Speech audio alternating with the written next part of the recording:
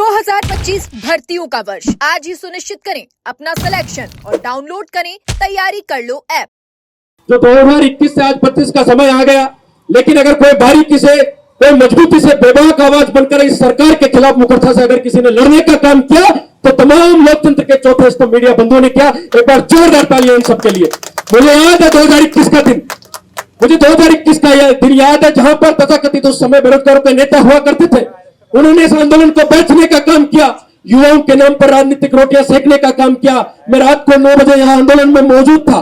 Police ने जब लाठियां युवाओं पर बरसने का काम किया, जब युवा और मेरी बहनें एमआई रोड पर 500 मीटर भागती रही, तब हमने डॉक्टर किरोड़ी लाल जी को फोन किया था। मुझे याद है वह लड़ाका, वह जननायक सही सवाई माधोपुर से चलकर उन्होंने फोन किया कि मैं 2 घंटे में सीधा जयपुर पहुंच रहा हूं। और डॉक्टर किरोड़ी लाल ने इस पेपर लीक के खिलाफ, इस गठजोड़ के खिलाफ लड़ाई लड़ी, एसआई भर्ती के खिलाफ लड़ाई लड़ी। और जिस तरीके से दौसा से जयपुर कूच गया, 50,000 लोगों के साथ घाट की गुड़ी पर 10 से 12 दिन प्रदर्शन किया। लेकिन उस समय बीजेपी के नेता तो आए, वादा भी किया राजेंद्र राठौर जैसे नेताओं ने, सतीश पूनिया जैसे नेताओं ने, सीपी जैसे नेताओं ने कि हम आएंगे तो भर्ती परीक्षा निरस्त करेंगे, लेकिन थूक के चाट लिया। डॉक्टर किरोड़ी लाल जी पूरी मजबूती से लड़े, लेकिन उनकी कहीं ना कहीं कमी थी कि भगन लाल जी उनकी सुनवाई नहीं करते थे। वो कहते थे मैं जब ज्यादा बोलता हूं तो सरकार नाराज हो जाती है। तो मैं धन्यवाद देना चाहूंगा तहे दिल से डॉक्टर किरोड़ी लाल जी का। जब हमारी पार नहीं पड़ी, जब हम थक गए, हार गए, टूट गए, तो टंकी पर चढ़ने का फैसला लिया। 3 साल तक तो मुझे पता था मैं कोई अकेला ही लड़ रहा हूं, मुझे कोई मिला नहीं साथी। जब मैंने लादू भाई को याद किया, मैंने टंकी पर चढ़ेंगे दोनों भाई, अब कुछ नहीं है, सरकारों से आर पार की लड़ाई होगी। 3 दिनों तक भूखे प्यासे चढ़कर दोनों भाई ने ध्यान आकर्षण करने का सरकार के सामने प्रयास किया, लेकिन उस समय सरकार ने, तानाशाही सरकार ने मीडिया बंधुओं को दबाने का काम किया, उनकी आवाज दबाने का काम किया। और हम भूखे प्यासे जब चढ़े रहे तो हर तरीके से हमें प्रताड़ित करने का काम किया। मुझे याद है जब 3 दिनों तक मेरी मां से मेरी फोन पे बात हुई तो भूख की प्यासी खाना नहीं खाया था। पुलिस वालों ने घर के आगे गाड़ियां लगा दी थी और कहती थी साहब हमारी गाड़ी में बैठो, आपके बच्चों को उतारने जयपुर चलो। लेकिन हमने उनका प्रबंध पहले किया था, हमने 5 लोगों को पहले ही छोड़ दिया था, भैया घर वालों को मैनेज आप करना। हम इस अन्याय और अत्याचार और इस तानाशाही के सरकार के खिलाफ लड़ाई लड़ने के लिए हमने तो बिगुल ठोक दिया है। अब टंकी पर चढ़ने के बाद हमारी जान जाए या अंतिम समय तक हमने अपने प्राणों की आहुति भी देनी पड़े तो हम पीछे नहीं हटेंगे।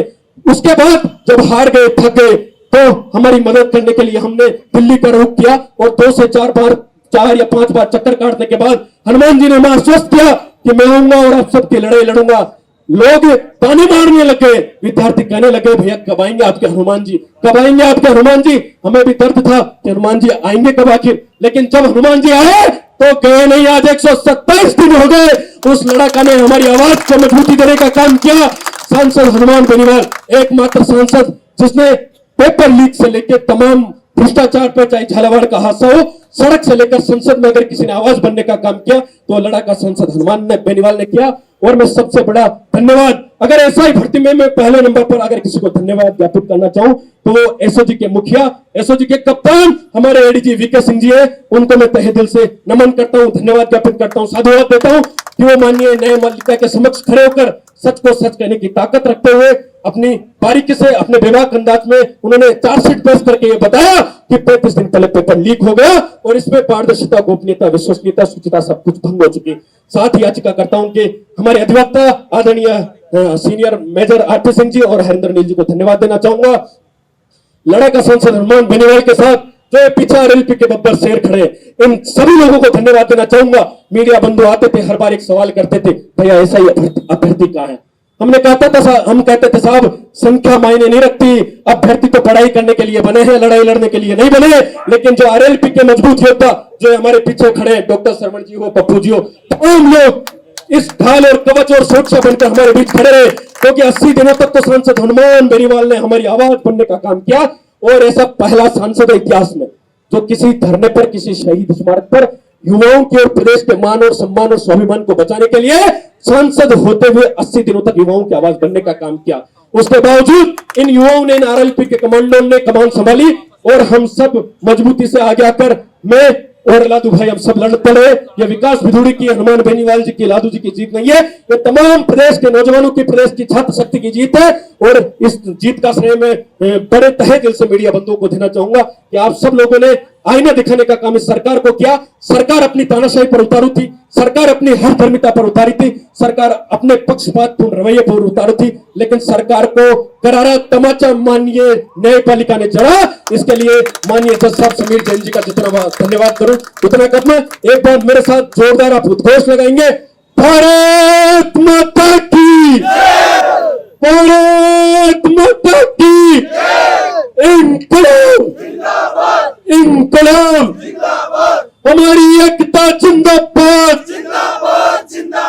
हमारा संघर्ष जिंदाबाद, लड़ाका बेनीवाल जिंदाबाद, चंद्रया किरोड़ीलाल जिंदाबाद,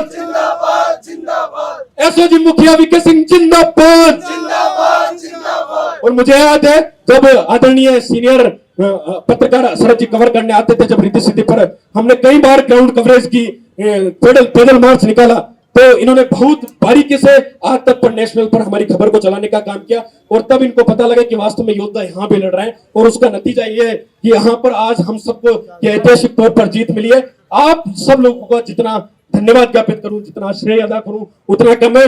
और धन्यवाद देना चाहूंगा इस शहीदों की पावन भूमि को, जिन्होंने यह हमें हौसला दिया कि हम यहाँ पर बैठकर लड़ते रहे निरंतर इस तानाशाही सरकार के खिलाफ। हम कभी झुके नहीं, हम टिके रहे और मजबूती से, बेबाकी से, पूरे हौसले के साथ हम ये लड़ाई लड़ते रहे। तमाम मीडिया बंधुओं को, तमाम कार्यकर्ताओं को, तमाम छात्र शक्ति को, और प्रदेश की जो ट्विटर टीम थी, ट्विटर आर्मी थी, जिसने भजनलाल सरकार को चेता दिया कि भजनलाल हटाओ और राजस्थान बचाओ, उन सभी तमाम लोगों को मैं धन्यवाद देना चाहूंगा। बहुत बहुत धन्यवाद सर।